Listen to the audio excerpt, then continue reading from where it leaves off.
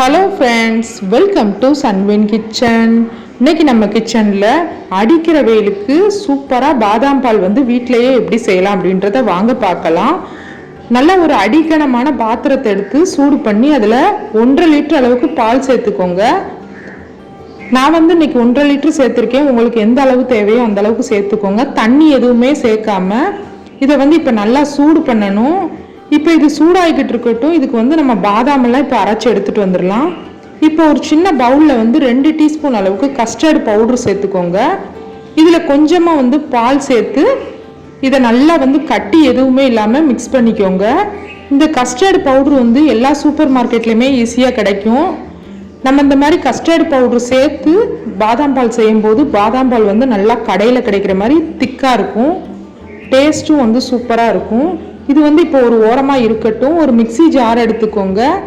அதில் நான் கொஞ்சமாக பாதாம் பருப்பு அப்படியே தோலோடு தான் சேர்த்துருக்கேன். ஒரு 4 ஏலக்காய், கொஞ்சமாக மஞ்சள் தூள் கலருக்காண்டி சேர்த்துருக்கேன். நல்லா இதை அரைச்சிட்டு வந்துருங்க. நல்லா மையாவே அரைச்சிருங்க. இப்போ இது அப்படியே ஒரு ஓரமாக இருக்கட்டும். பால் இப்போ நல்லா சூடாகி நல்லா கொதிச்சு வந்துருச்சு. நல்லா ஒரு டைம் மிக்ஸ் பண்ணி விட்டுக்கோங்க. இடையில இந்த மாதிரி ஆடை சேரும்போது நல்லா மிக்ஸ் பண்ணி விட்டுக்கோங்க.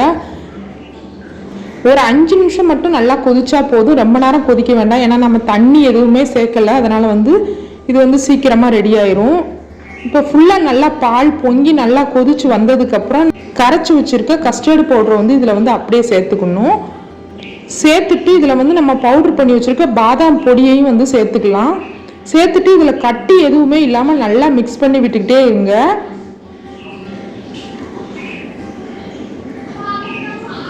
இந்த பாதாம் பொடி சேர்த்ததுக்கப்புறம் நம்ம ஒரு 5 நிமிஷம் நல்லா கொதிக்க வைக்கணும்.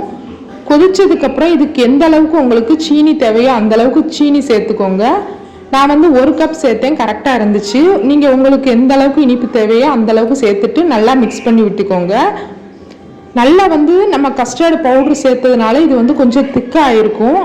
இந்த மாதிரி ஒரு 5 நிமிஷம் நல்லா கலந்து விட்டுக்கிட்டே இருங்க. நம்ம கஸ்டர்ட் பவுட்ரு அந்த பாதாம் பவுடர் சேர்த்ததுக்கு அப்புறமே ஒரு 5 நிமிஷம் லோ ஃப்ளேம்லேயே வச்சு நல்லா கொதிக்க வச்சுக்கிட்டே இருக்கணும். மஞ்சள் தூள் சேர்த்துருக்கிறதுனால அதோட ஸ்மெல் வரும்னு நீங்கள் நினைக்க வேண்டாம். அது கலருக்காண்டி தான். அந்த மாதிரிலாம் இருக்காது. நல்லா டேஸ்ட்டாக இருக்கும். இது நல்லா மிக்ஸ் பண்ணி விட்டுக்கிட்டே இருங்க. இப்போ சூப்பராக ரெடி ஆயிடுச்சு பாதாம் பால்.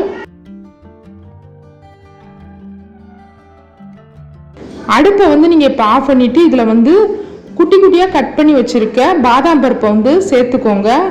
நம்ம இந்த மாதிரி பாதாம் பருப்பை சேர்த்தோம் அப்படின்னா குடிக்கும்போது நல்லா க்ரன்ச்சியாக சூப்பராக இருக்கும். டேஸ்ட்டு கடையில் வாங்குறது மாதிரியே கிடைக்கும். அதனால் இந்த மாதிரி நீங்கள் குட்டி குட்டியாக கட் பண்ணி எந்த அளவுக்கு வேணுமோ அந்த மாதிரி சேர்த்துக்கோங்க. நல்லா ஆறுனதுக்கப்புறம் இந்த மாதிரி கலர் நல்லா மாறிடும்.